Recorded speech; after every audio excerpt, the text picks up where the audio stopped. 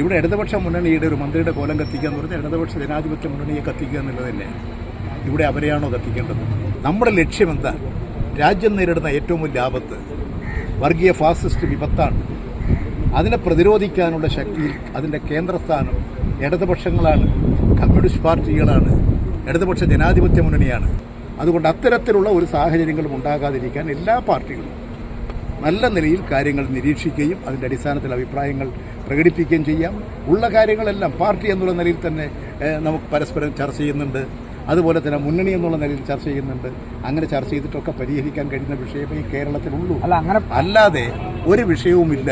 അങ്ങനെ ചർച്ച ചെയ്ത് പരിഹരിക്കാൻ പറ്റുന്ന വിഷയമുള്ളൂ എന്ന് പറയുമ്പോൾ കൂടിയും അത്തരം ഒരു പൊതുവേദികളിലേക്ക് ഇത്തരം പ്രശ്നങ്ങൾ വലിച്ചെടുക്കപ്പെട്ടത് ദോഷം ചെയ്യും.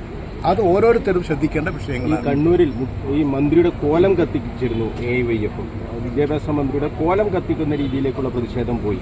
അതോടൊപ്പം തന്നെ CPM കൂട്ടുനിൽക്കുകയാണെന്നുള്ള മുദ്രാവാക്യം വിളിച്ചു AIYF, അതായത് CPIയുടെ യുവജന സംഘടന. എനിക്കത് അറിഞ്ഞുകൂടാ. പക്ഷെ ഒരു കാര്യം, ഇവിടെ കോലം കത്തിക്കേണ്ടത് ഇടതുപക്ഷ ജനാധിപത്യ മുന്നണിയുടേതാണ്. ഇവിടെ ഇടതുപക്ഷ മുന്നണിയുടെ ഒരു മന്ത്രിയുടെ കോലം കത്തിക്കുക എന്ന് പറഞ്ഞാൽ ഇടതുപക്ഷ ജനാധിപത്യ മുന്നണിയെ കത്തിക്കുക എന്നുള്ളത് തന്നെ. ഇവിടെ അവരെയാണോ കത്തിക്കേണ്ടത്?